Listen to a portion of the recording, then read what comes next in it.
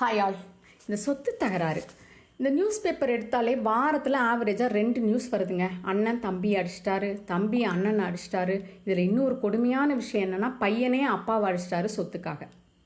இது ஒரு காமன் இஷ்யூவாக நடந்துகிட்டே தாங்க இருக்குது. இது சம்மந்தமாக நான் கேட்ட விஷயங்களை ஷேர் பண்ணுறதுக்காக தான் இந்த ஷார்ட்ஸு.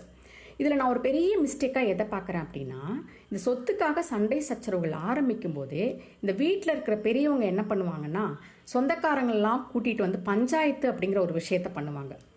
இது நான் ஒரு முட்டாள்தனமான முடிவாக தான் பார்க்குறேன். ஏன்னா சொத்து நீங்கள் சேர்த்து வச்சுருக்கீங்க, உங்களை விட உங்கள் பசங்களுக்கு யாரால் நல்லது பண்ணிட முடியும்னு நீங்கள் நினைக்கிறீங்க. ஸோ இது தேவையே இல்லை அப்படின்னு எனக்கு தோணும். ஓகே, பஞ்சாயத்தெல்லாம் முடிஞ்சு சொத்தெல்லாம் பிரிச்சிடுவாங்க. சில மன வலிகளோட 2 குடும்பங்கள் பிரிஞ்சிடும்.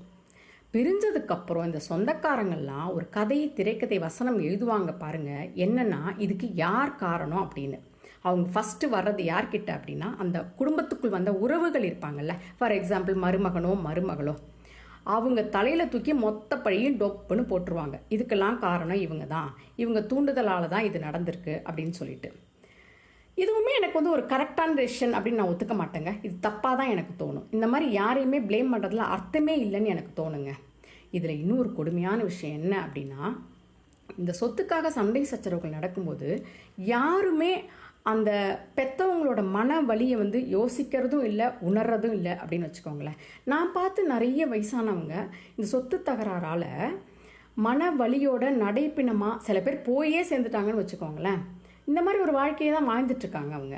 அதையும் யாருமே யோசிக்க மாட்டேங்கிறாங்க அப்படின்னு எனக்கு தெரியல. இதில் இன்னொரு கொடுமையான விஷயம் ஒன்று நடக்கும் பாருங்கள். என்ன அப்படின்னா, இந்த சொத்தெல்லாம் பிரிச்சிருவாங்க.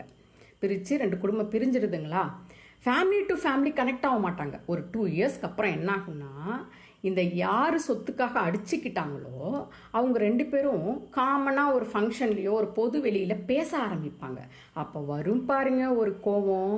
ஐயோ, இந்த பாசத்தில் கொஞ்சத்தை அந்த சொத்து பிரிக்கும் போது காமிச்சிருந்தா இந்த இஷ்யூ வராமலே கூட போயிருக்குமே அப்படின்னு எனக்கு தோணுங்க. ஸோ ஃபைனலாக என்ன கன்க்ளூஷன் சொல்ல வரேன் அப்படின்னா, யங்ஸ்டர்ஸ் ப்ளீஸ், இந்த மாதிரி ஒரு சுச்சுவேஷனை நீங்கள் ஃபேஸ் பண்ணுற மாதிரி வந்தால் கொஞ்சம் யோசிங்க.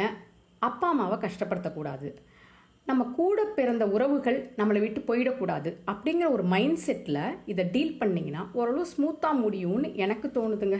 வேறு ஒன்றும் இல்லைங்க. பாய்.